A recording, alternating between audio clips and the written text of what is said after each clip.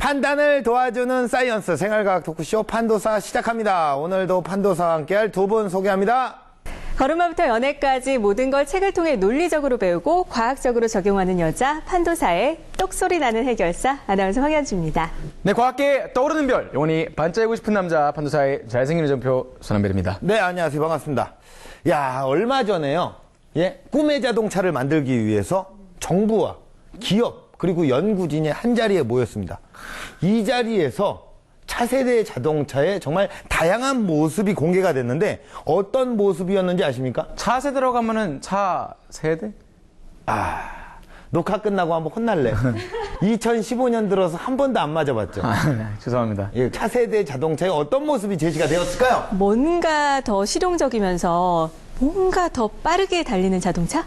그쵸. 약간 뻔한 것 같은데 좀 더 빨리 달리고 그리고 좀 더 튼튼하고 그리고 연비가 좋은 그런 자동차 아닐까요? 뻔하네요. 그쵸? 거기에 뭐가 빠졌냐면 사실 요즘에도 자동차의 친환경이 굉장히 주목을 받고 있습니다. 친환경. 그러니까 자동차의 금속 대신에 굉장히 친환경적이고 고기능성의 플라스틱 소재가 사용되고 있었다. 뭐 이런 얘기예요. 어떻게 플라스틱이 친환경적이에요? 그 플라스틱이라고 하면 약간 좀 환경을 오염시키는 그런 소재로 알고 있잖아요. 약간 그런 인식이 있습니다. 하지만 오늘 놀라워요. 네, 사실 말씀하신 대로 플라스틱 줄이기, 사용을 좀 줄이기 이런 캠페인들도 많이 유행을 했고 플라스틱으로 친환경 자동차를 어떻게 만들어요? 납득이 잘 안 가는데요. 그러니까 우리가 플라스틱이라고 하면 20세기를 주도한 기술로 굉장히 잘 알려져 있습니다. 그렇죠. 20세기에 굉장히 그 당시에 유행했던 노래도 플라스틱 신도롬이라고 김종서 씨가 세상 모든 걸 다 가지려 하지마 이런 노래가 있었어요. 그만큼 20세기를 주도한 기술 중에 하나 녹화 끝나고 날 때려요. 나도 맞을 때가 온 것 같습니다. 하지만 이 플라스틱 결국에는 환경오염의 주범이다. 뭐 이런 인식이 있어요. 요즘에 또 플라스틱이 어떤 환경오염의 한계를 넘어서 신소재로서의 어떤 혁명을 시도하고 있다는 거 아십니까? 몰랐어요. 모르죠? 네. 그래서 오늘 이렇게 어떻게 보면 만능 엔터테이너라고 볼 수 있습니다. 대중과 가까운 스타로 활동 중인 이 플라스틱의 활약상 지금부터 공개합니다. 20세기 기적의 소재라고 불리는 플라스틱. 인류의 역사를 석기시대, 청동기시대, 철기시대로 구분한다면 현대는 플라스틱의 시대라고 할 수 있는데 실생활에서 흔히 쓰이는 물건들부터 반도체, LCD, IT기기 내장재까지 현대 문명이 만들어낸 혁신적인 제품들. 플라스틱 없이 논하지 말라. 20세기 후반 이후 가속화돼가는 고기능성의 플라스틱들은 접거나 말 수 있는 차세대 디스플레이와 인공장기 개발까지 가능하게 만들었다. 거기에 자연에서 쉽게 분해되는 친환경 플라스틱의 개발로 환경 문제까지 해결해 나가고 있는 차세대 플라스틱의 세계로 함께 떠나보자. 야, 진짜로 와 안경. 그러죠. 볼펜. 우리가 자주 쓰는 뭐 생활용품부터 해갖고요. 뭐 IT 기기 외장재라든가 반도체 LCD 그리고 뭐 주방용품 등 플라스틱이 정말 안 쓰이는 곳이 없어요. 나의 정신을 굉장히 혼미시킵니다. 넘어갑시다. 네, 특히 플라스틱은요, 장점이 참 많은 소재인데요. 금속에 비해서 가볍고 그리고 녹슬지 않고 찍어내는 기법까지 있어서 대량 생산이 가능합니다. 그렇죠. 그렇게 일일이 열거하지 않아도 사실 이 플라스틱의 장점 참 많습니다. 그래서 뭐 가정이나 공장 그리고 또 이렇게 촬영장 이것도 플라스틱이잖아요. 그렇죠. 이것도 플라스틱이고. 맞습니다. 이렇게 모든 곳에 다 플라스틱이 있는데 사실 또 이 플라스틱으로 유리 그리고 또 옷도 만드는 사실 알고 계셨어요? 유리랑 옷을 만든다고 플라스틱으로. 이 옷이 플라스틱이에요? 이 옷이? 아니 옷이 아니라 이렇게 뭐 이렇게 조그만 게 이렇게 들어가는 부분이 있어요. 왜 몰랐습니다. 모르셨죠? 전혀 몰랐습니다. 우리가 이제 흔히 사용하는 이 주황색 플라스틱 바가지부터 시작해서 지금은 또 이제 플라스틱을 뭐 접고 이렇게 말 수 있는 그런 것까지 이제 되고 있는데 이제는 자동차까지 만들 수 있다고 해요. 놀라운 세상입니다. 거기다 또 인공 피부나 연골 같은 인공 장기 역시 이제 또 플라스틱으로 개발이 되고 있는데요. 진화를 거듭해서 계속해서 이 다양한 얼굴을 선보이고 있는 이 플라스틱 제품군들 함께 확인해 보시죠. 1868년 세계 최초로 플라스틱이 탄생했는데요. 당구공의 주재료 상아를 대체하기 위한 셀룰로이드가 바로 그 시초였습니다.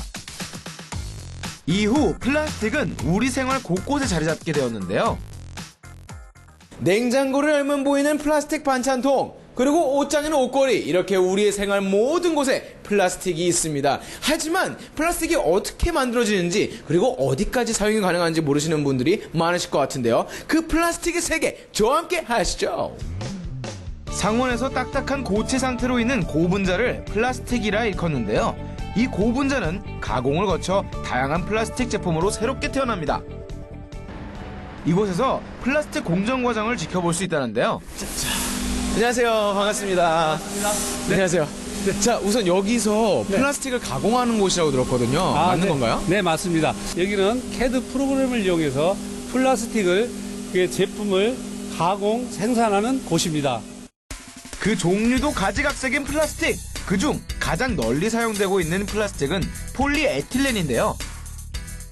폴리에틸렌은 무게가 가볍고 상대적으로 금액이 저렴합니다. 그래서 일상에서 많이 사용하고 있습니다. 저밀도 폴리에틸렌으로 만드는 포장지나 비닐봉지가 있고, 고밀도 폴리에틸렌으로 만드는 플라스틱 용기인 샴푸 용기나 기름통이 있습니다. 사용 용도에 따라 재료와 만드는 방법이 달라지는 플라스틱. 하나같이 정교한 공정이 돋보이는데요. 어떤 제품을 만들고 있는 건가요? 저거는 뭔가요? 네. 여기는 엔지니어 플라스틱을 이용해서 반도체 장비의 부품을 생산하는 공정입니다. 엔지니어 플라스틱이요? 네네. 그럼 뭐 그냥 플라스틱 아닌가요? 네. 플라스틱에는 일반 플라스틱과 엔지니어 플라스틱으로 분류가 되는데, 엔지니어 플라스틱은 스틸과 알루미늄에 버금가는 강도를 가지고 있습니다.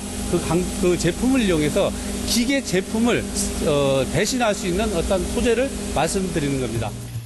튼튼한 내구성을 요하는 반도체 장비까지 플라스틱으로 만들어지고 있었는데요.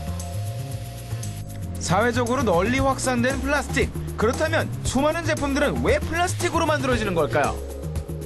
철이나 알루미늄은 개별 가공 방식을 이용하는 방식이지만, 플라스틱을 이용하는 방식은 압출, 사출 방식을 이용해서 다량 생산을 할 수 있는 방법이 있습니다. 또한 무게가 가볍고 내구성이 좋으며 기계 가공이 용이하며 화학 성분에 강한 장점이 있습니다. 다양한 플라스틱 제품들, 하지만 이게 끝이 아닙니다. 우리가 생각지도 못한 물건들까지 만든다고 하는데요. 그 현장 함께 하시죠. 플라스틱의 신세계를 개척한 별별 플라스틱 용품들. 플라스틱 그 끝은 어디일까요? 이 탁구공마저 플라스틱으로 변화했다는 사실 알고 계신가요? 플라스틱 탁구공의 정체를 밝히기 위해 직접 찾아가 봤습니다. 대한민국 탁구계를 이끌어갈 선수들이 구슬땀을 흘리며 연습에 매진 중이었는데요. 한편 이곳에서 2000년 시드니 올림픽 탁구 복식 동메달에 빛나는 김무교 코치를 만날 수 있었는데요. 김무교 코치 반갑습니다. 네, 탁구계에 큰 변화가 있다고 해서 찾아왔는데요. 큰 변화가 있죠. 아주 큰 변화인데 바로 이 볼입니다.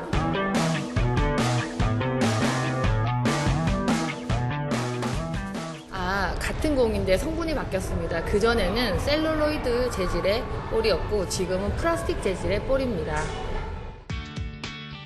두 개의 탁구공을 나란히 비교해보니 공의 크기가 확연히 다른데요. 탁구공의 재질 변화는 탁구 역사상 117년 만에 이뤄진 일이라고 합니다. 지난 2004년 아테네 올림픽 당시 국제올림픽위원회는 항공사로부터 황당한 소식을 접했는데요.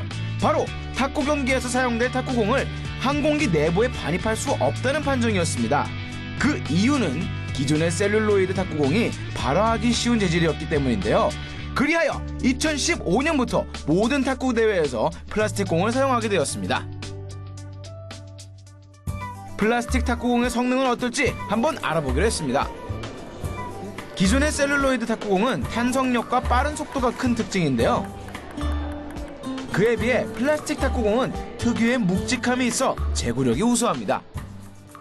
옛날 볼은 같은 임팩트에서 이제 공을 쳤을 때 한 100의 임팩트로 100% 임팩트가 난다면 지금 이 플라스틱 볼이 바뀌고 난 다음에 같은 이제 힘으로 가해가지고 볼을 쳤을 때 한 30% 이상 가속도 회전량이 줄어든다고 볼 수 있습니다. 저희 이제 기술적으로 말씀드리자면 그 서비스가 좋다든지 그 선수들이 치는 그 탑법의 회전량이 많은 선수들한테 좀 불리하고 다리가 좀 늦고 그 다음에 이제 지구전이 좀 강하고 그 다음에 좀 타점이 키가 큰 선수들이 유리한 면이 더 많이 있습니다. 2014 인천 아시안게임 동메달리스트 양하은 선수에게 탁구공의 재질이 선수에게 어떤 영향을 미치고 있는지 한번 들어보기로 했는데요.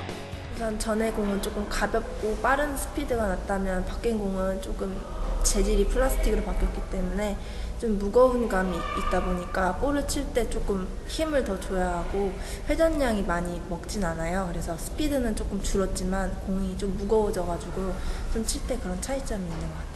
선수마다 조금 다르긴 한데 이게 공이 연결이 조금 많이 된다고 볼 수 있을 것 같아요. 스피드가 조금 떨어졌기 때문에 전체적으로 연결이 조금 많이 되는 것 같아요. 수많은 곳에서 활용되고 있는 플라스틱.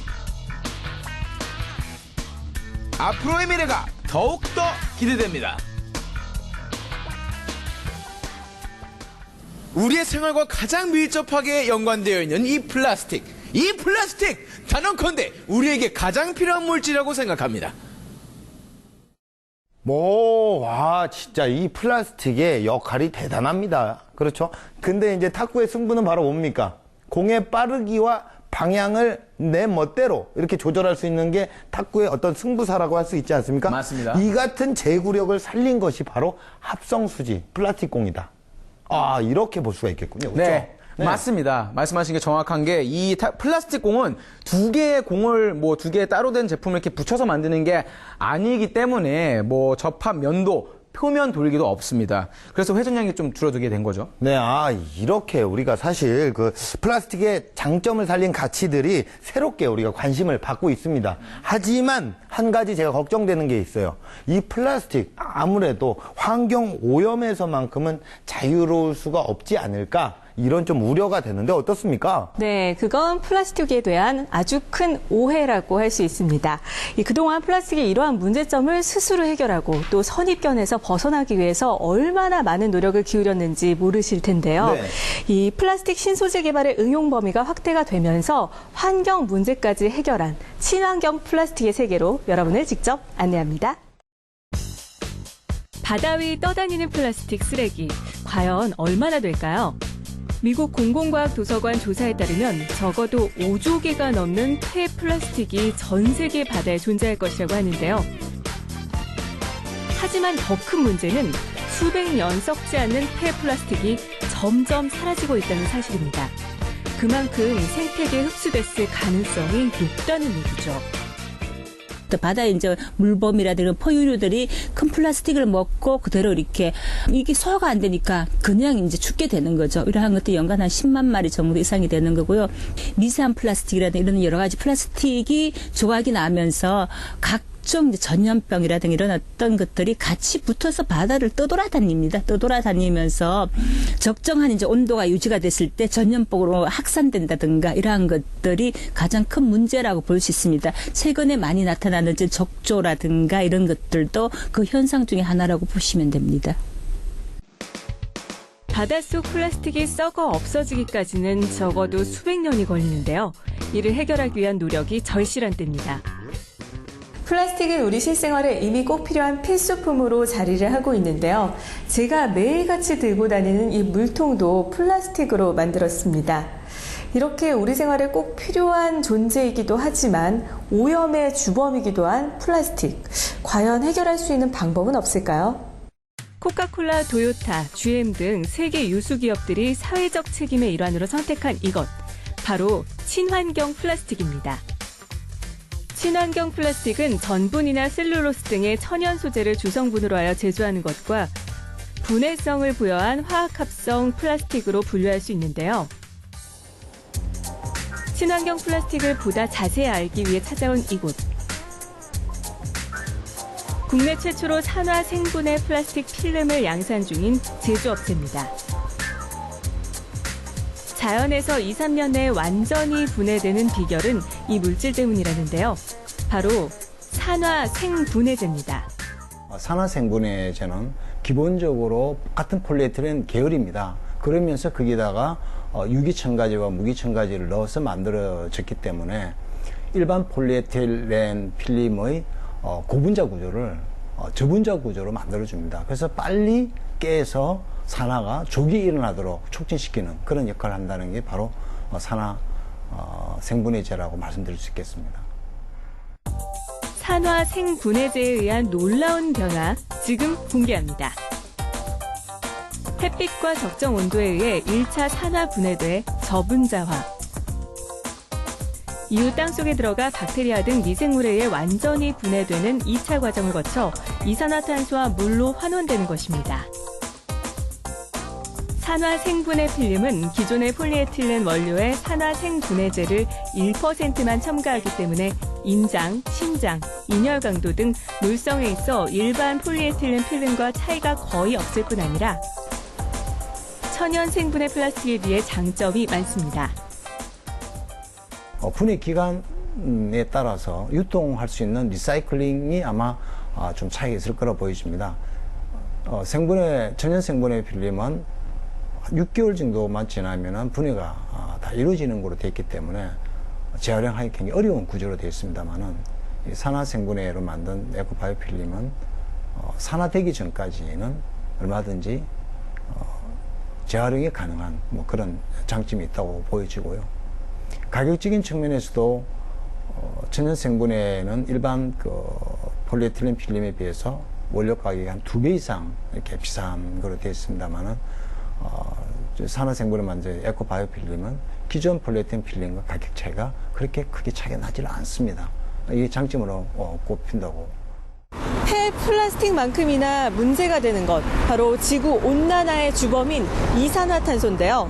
그런데 이 이산화탄소로 친환경 플라스틱을 만든다는데 믿어지십니까? 저와 함께 알아보시죠. 지구 온난화의 주범인 이산화탄소. 이에 따른 기후변화는 온 지구촌의 관심사인데요. 이산화탄소를 활용해 기존 석유화학 기반의 플라스틱 제품을 대체할 수 있는 시스템이 개발됐습니다.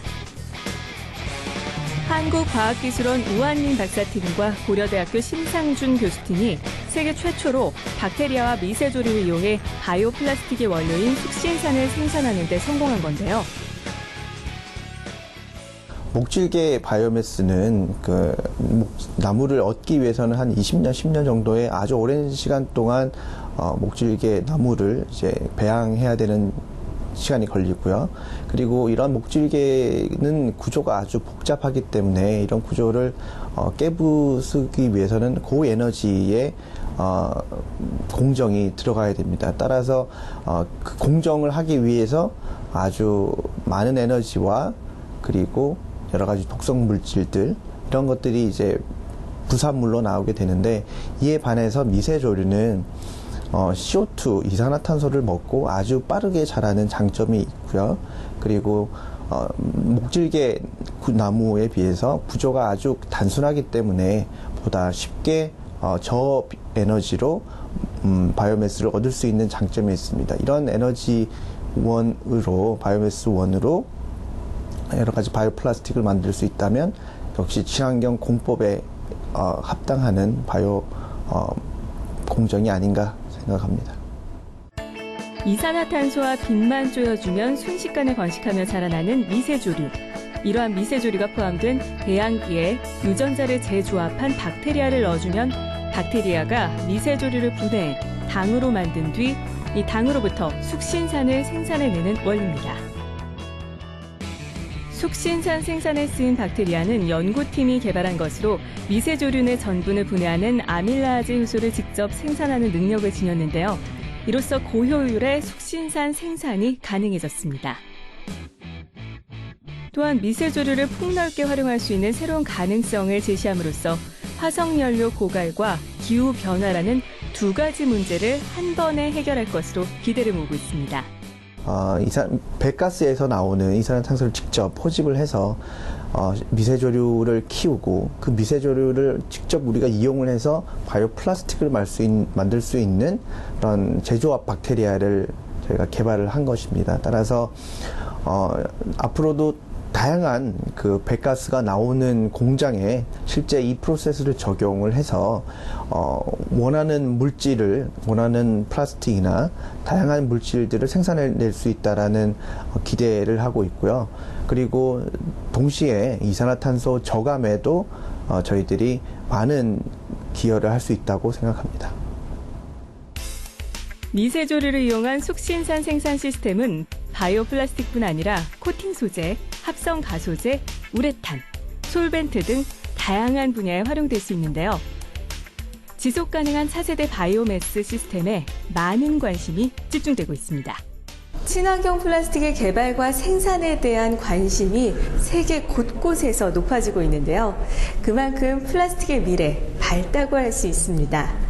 하지만 우리가 기존에 사용했던 폐 플라스틱의 문제는 여전히 숙제로 남아있는 상황인데요. 이에 대한 해결 방안도 하루빨리 마련될 수 있길 간절히 바라봅니다. 진짜 그 플라스틱이 이제 걱정이 없다는 생각이 좀 듭니다. 환경오염의 최대적인 이산화탄소를 활용을 해서 플라스틱 제품이 탄생이 되고요. 그리고 이제 또 수명을 다하면 물에 녹아서 친환경적으로, 자연적으로 이렇게 분해가 되니까 정말 이 플라스틱은 자기의 일은 스스로 하자. 뭐 이렇다는 생각이 듭니다. 이상입니다. 네, 플라스틱은요, 해마다 3억 톤 정도가 생산이 되는데요. 이들 대부분이 홍수나 폭풍 등으로 인해서 바다로 흘러 들어가게 됩니다. 이렇게 바다를 떠돌다가 하나둘 모여서 쓰레기 섬을 만들거나 또는 또 파도와 태양 방사선 영향으로 쪼개져서 일부 어종들이 먹게 되는 거죠. 그럼 결국에 저희도 이 플라스틱 쓰레기를 먹게 되는 거 아니에요? 맞습니다. 이 바다를 떠도는 플라스틱 잔해물을 물고기들이 먹이로 착각을 해서 먹게 되고 그리고 그 물고기를 사람이 먹게 됩니다. 결국 우리에게 돌고 돌아서 그대로 돌아온다는 거. 정말 씁쓸하죠. 안 좋은 현상인데요. 그래요. 야, 이거 갑자기 좀 씁쓸해지긴 하네요.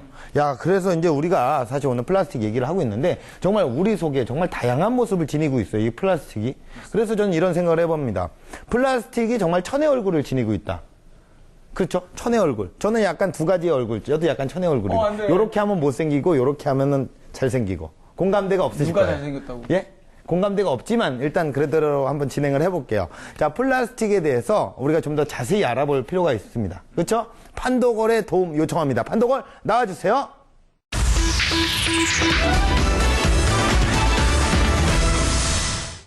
네, 안녕하세요. 판도걸 나오셨습니다. 반갑습니다. 반갑습니다. 야, 오늘은 뭐 어떤 컨셉으로 의상을 준비를 하셨나요? 바둑판. 그렇죠. 플라스틱의 흙과 백 모든 것을 밝혀드리겠습니다. 좀 다양한 그런 극과 극의 면을 밝혀주겠다.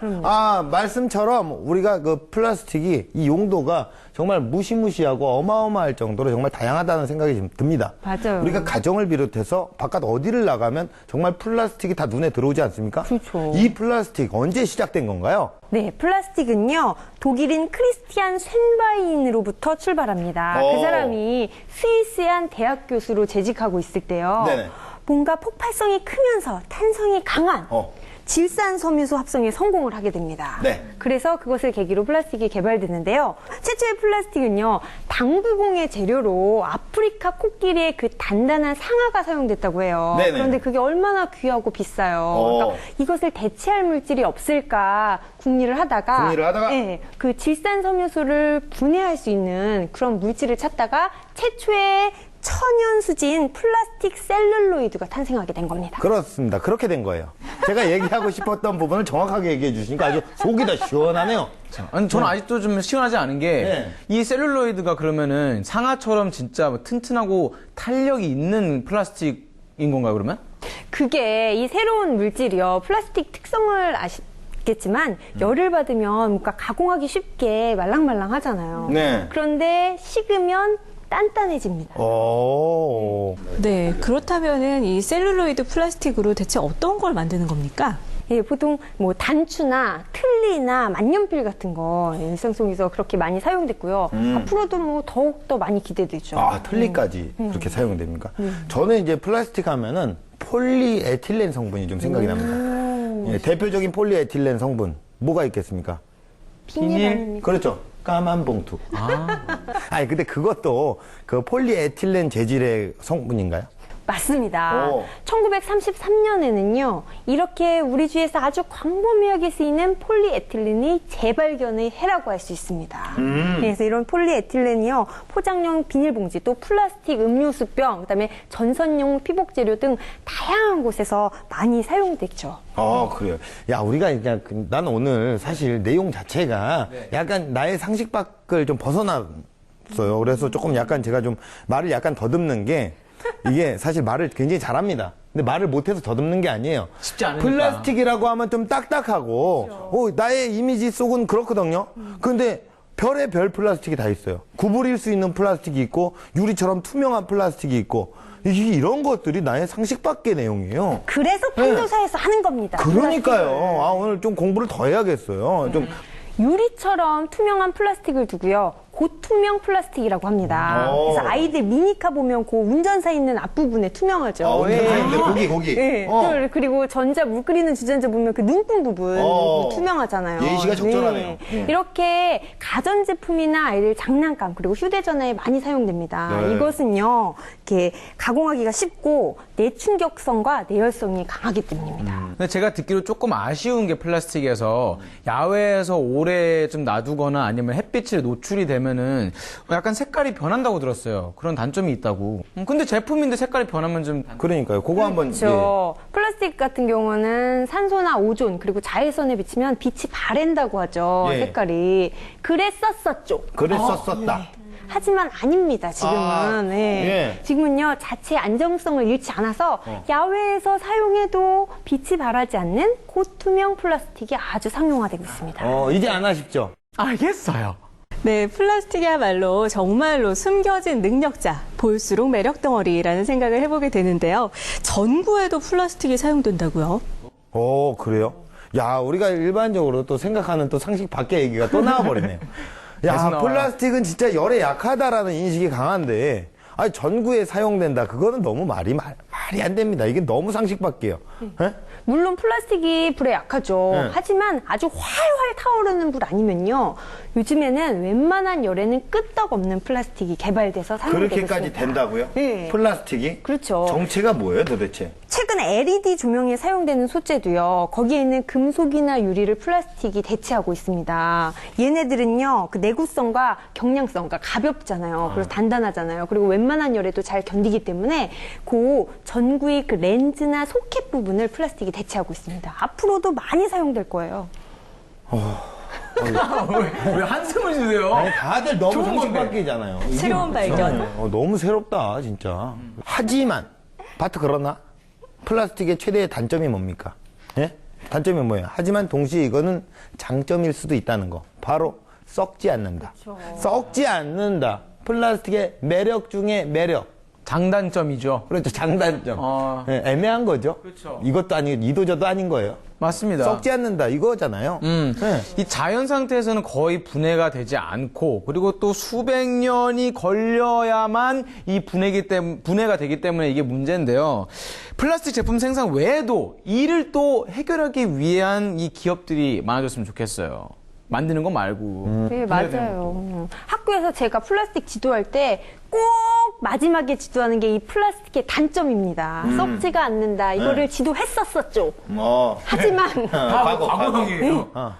생분해성 플라스틱이라는 게 나타났습니다. 얘는요, 자연에 던져주면 알아서 분해하고 또 알아서 썩습니다.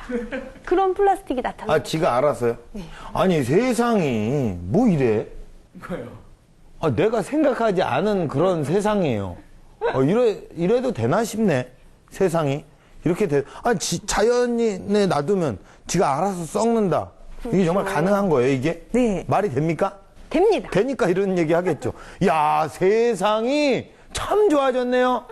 생분해성 이 플라스틱은요, 세상이 좋아져서 기존의 플라스틱과는 달리 정말 스스로 자신이 썩습니다. 그래서 낙엽 있잖아요. 나무에서 잎이 떨어지면 낙엽이 바닥에서 미생물들에 의해서 썩어서 그 재료가 되잖아요. 비료가 되잖아요. 네. 그런 것처럼 이런 플라스틱도 박테리아나 곰팡이, 조류 등 미생물에 의해 썩어서 물과 이산화탄소로 되돌아갑니다. 자연에서. 그럼 말씀하신 게 예를 들어서 플라스틱으로 컵을 만들 때 처음부터 화학 성분이 아니라 뭐 옥수수 전분 이런 거 같은 이 친환경 소재로 만들어 버리면은 버릴 때도 쓰레기 음식물처럼 자연스럽게 분해가 된다는 그런 원리 아닌가요? 그렇죠. 맞죠? 네. 아주 에너지가 넘치고.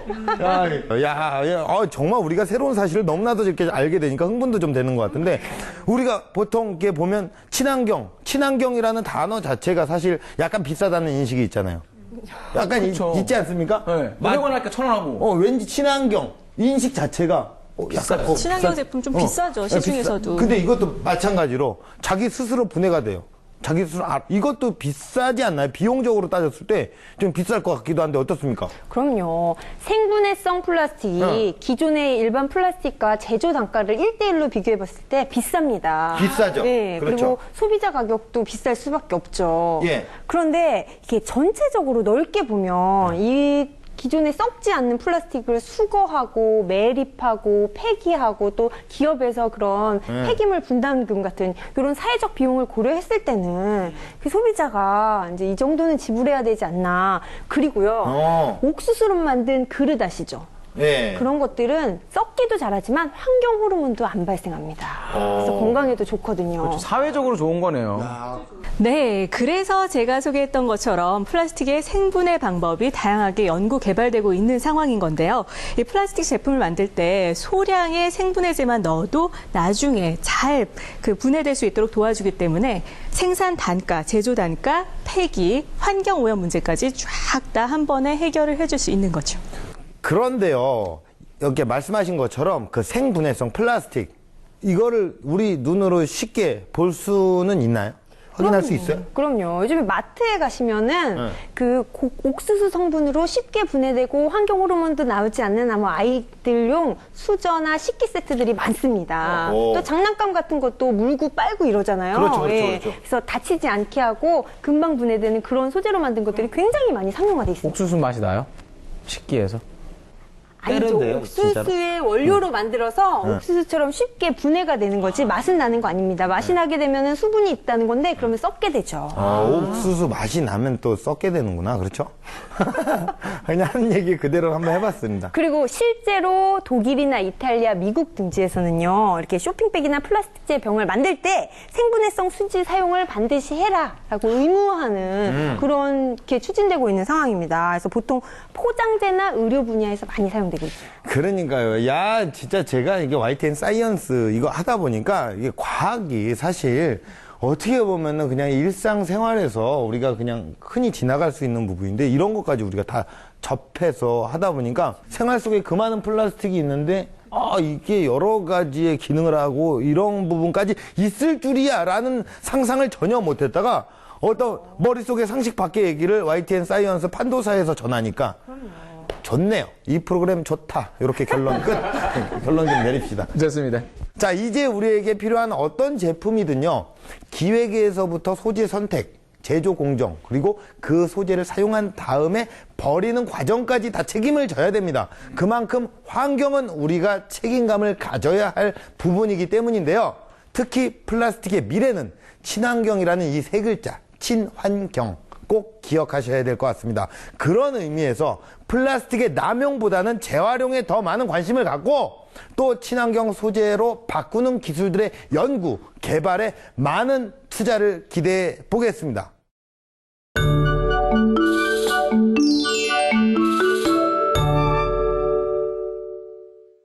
어느덧 밤하늘에 별이 뜨고 캠핑 토크의 시간이 돌아왔습니다.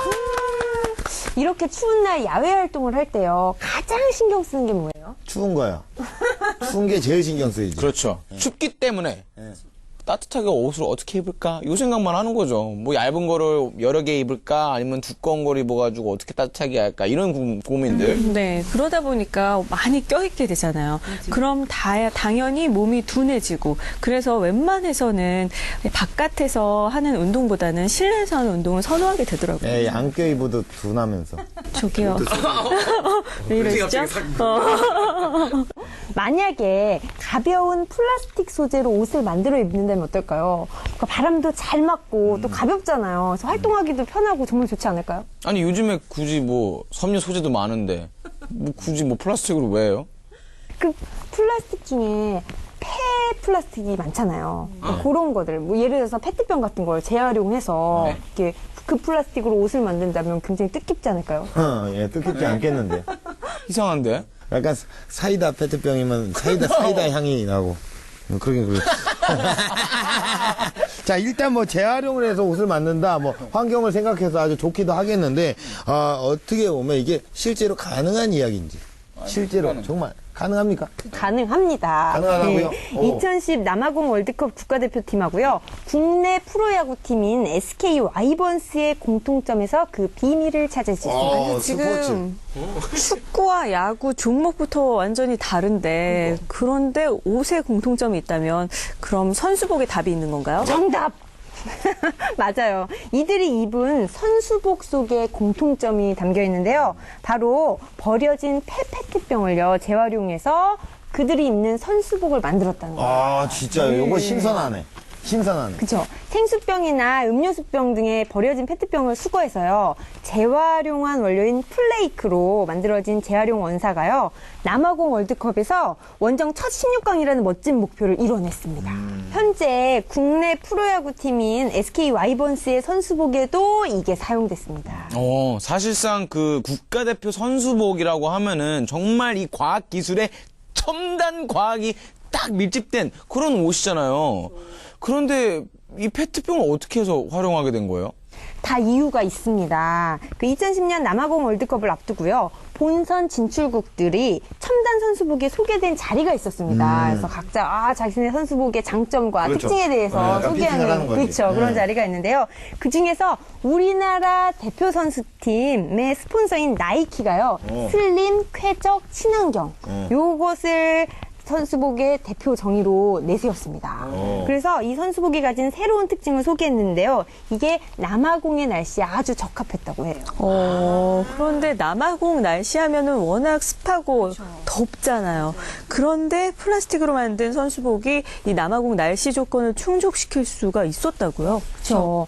덥고 습한 그곳에서 막 뛰어야 되잖아요. 그래서 우선은 이 선수복을 굉장히 가볍게 만들었습니다. 기존의 선수복보다요 15% 더 가벼웠다고 해요. 그래서 선수복의 무게가 고작 130g 정도였습니다. 야, 엄청 가볍네. 가볍죠. 야, 뭐 날라댕기겠네. 그렇죠. 그냥 걸친 것 같은 거? 안 입은 것 안 입은 거 같고 약간. 뭐 좋기는 하겠지만 사실 이제 운동을 하면 땀을 많이 흘리잖아요. 그건 어떻게 해결했어요? 그 전에 우리가 이제 설명하기도 했는데요. 실제로 땀을 조금 흘릴 때는 면으로 된 옷이 좋아요. 그런데 땀을 아주 많이 흘릴 때는요, 이렇게 합성 섬유로 된 것들이 훨씬 더 좋습니다. 그래서 빨리 마르고 그러기도 해요. 그리고 또 땀을 빠르게 흡수하고 건조하는 기능까지도 개선을 시켜서 이 페트병 재활용 운동복에다가 만들었습니다. 그래서 섬유 자체의 공기 투과율을 높여서요, 이전의 선수복보다 7% 이상 공기 흐름이 향상되게 했어요. 그리고 또 축구 선수들은 공을 차지하려고 할 때 어떻게 이렇게 몸싸움 하잖아요. 네. 그래서 선수복이 늘어지거나 찢어지지 않도록 그런 것에도 더 신축성을 높이기 위해서 신경을 썼습니다. 야, 제 기억에도 사실 이런 첨단 기능만큼이나 어떤 이슈가 됐던 것이 이게 친환경 선수복이었다. 한국 대표팀이 입은 선수복은 어떻게 보면 버려진 페트병을 이렇게 재활용해서 만들어졌기 때문이었다. 근데 이게 어떻게 가능한 일이 될 수 있었는지가 궁금하네요. 국내 최대 폴리에스터 기업이 만들어낸요, 페트병 재활용 원사인 에코에버는요, 국가대표 선수복을 만든 섬유였는데요. 먼저 페트병들을 다 수거합니다. 그리고 세척을 하죠. 그다음에 이것을 이렇게 분쇄를 해서, 압축 분쇄를 해서 조그마한 칩 모양으로 만드는 거예요. 그래서 이 칩들을 모아서 녹입니다. 그래서 다 녹인 다음에 거기서 가느다란 에코에버라는 섬유, 실을 뽑아내는 거죠. 그래서 이 실을 이용해서 옷을 만드는 겁니다. 플라스틱 실인 거네요? 그렇죠. 맞아요. 어떻게 보면 여러 회사의 합작품으로 인해서 탄생이 된 거네요. 그렇죠. 예. 맞아요. 그러면 SK 와이번스 그 선수복은 어떤 또 특징이 있나요? 네, SK 와이번스는요, 문학 경기장에서 수거된 페트병을 모아서요. 선수단의 그린 선수복을 제작해 입어서 더욱 이슈가 됐었죠. 이 역시 많은 업체와 관계자들이 힘을 합쳐서 페트병 재활용 문제를 해결해 보자. 그래서 이렇게 나선 만큼 그 뜻에 좀 더 많은 사람들이 함께 했으면 좋겠습니다. 예. 이 플라스틱을 대표하는 페트병의 재활용, 거기다가 또 이제 첨단 과학이 더해지니까 정말 이 최고의 선수복이 된 것 같아요. 그냥 버려지는 페트병도요, 기발한 아이디어와 정성이 보태지면 정말 아주 훌륭한 인테리어 소품으로 탄생을 할 수가 있는데요. 아주 쉽게 가정에서도 누구나 따라할 수 있기 때문에 더 유용하다고 할 수 있죠. 근데 이제 왠지 재활용이라고 우리가 생각을 해봐요. 재활용. 그러니까 미적 기능이 전혀 없잖아요. 그렇죠. 미적 기능이 일단 없을 것 같고. 약간 이렇게 거리가 좀 멀어 보이기도 하고, 이런 것들이 사실 예쁜 인테리어 소품을 만들 수 있다고 하니까 좀 신기하기도 한데, 어떤 것들이 좀 가능할까요? 페트병을 활용을 해서요, 조명기구를 만들 수가 있습니다. 방법을 알려드리면요. 네. 이 페트병 밑부분을 잘라내는 거예요. 그리고 이 밑부분은 이걸 둥그렇게 연결을 해서 그 안에 조명 그 기구를 넣어주면요. 전구를 넣으면 아주 훌륭한 스탠드가 완성이 되는 겁니다. 그거 이쁘겠네요. 저 같은 경우는 외국에 나갔을 때 그 페트병 뚜껑 있잖아요. 이거를 병에다가 이렇게 쫙 이쁜 벽을 만들어버리는 거예요. 어디요? 뉴욕! 안 갔을 거라고 생각했죠, 지금 방금. 아니요. 진짜? 그뿐만 아니라 색깔을 칠해서 사용을 할 수도 있고요. 또 크기가 다른 페트병 밑부분을 연결을 하면요. 아주 대형 샹들리에가 탄생을 할 수 있습니다. 그래서 누구나 좀 한번 도전을 해보셔도 좋지 않을까 싶습니다. 저는 페트병을 이용해서 이렇게 윗부분 반 자른 다음에 그 밑부분을 이렇게 송곳으로 뚫어서 채 대신 사용하면 참 좋아요. 가위 씻을 때, 이렇게 국수 같은 거 삶았을 때 물 빠지는 채로 사용하면 굉장히 활용도가 좋아요. 살림 잘하네. 그리고 또 재미있는 놀잇감도 만들 수 있어요. 예. 페트병을 이용해서 배를 만들 수도 있습니다. 페트병이 가벼워서 둥둥 뜨잖아요. 그래서 이렇게 묶어갖고 뗏목처럼 만들어서 노는 거예요. 아이들 장난감으로. 재밌죠. 장난감으로요. 즐거운 장난감이죠. 그래요? 야, 수영장 같은 데서 약간 좀 없어 보이기도 하겠다. 사람들이 남들은 튜브 갖고 노는데 배 모양을 이렇게 갖고 노는데 뭐 그런 생각도 들긴 하지만 한편으로 또 드는 생각은 야, 진짜 이게 플라스틱만 있다면 어떻게든 우리가 살아남을 수 있는 방법은 있겠구나 라는 또 생각이 들고, 이 플라스틱을 사실 우리가 어떻게 보면 직접 만들 수는 없잖아요. 네.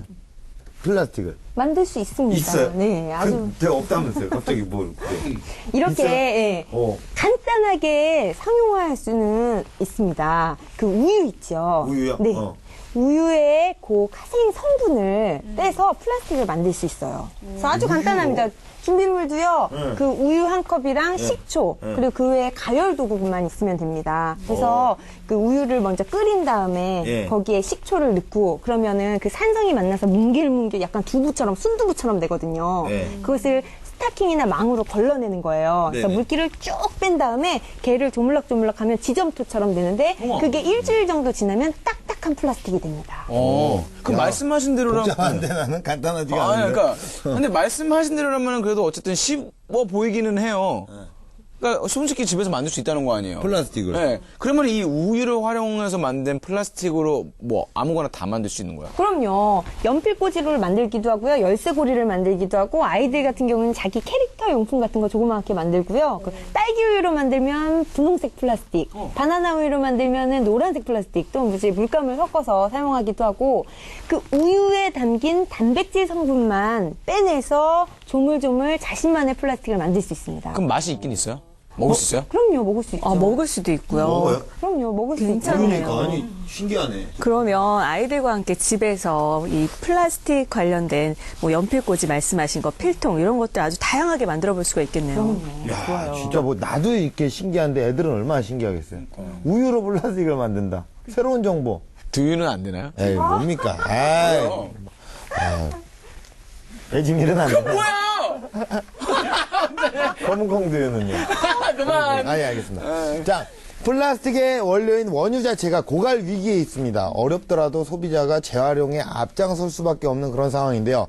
사용한 플라스틱의 재활용 비용을 절감할 수 있도록 협조하는 것은 물론이고, 플라스틱의 오염을 막고 종류에 따라 분류하는 수고도 아끼지 말아야겠습니다. 판도사 마치겠습니다. 고맙습니다.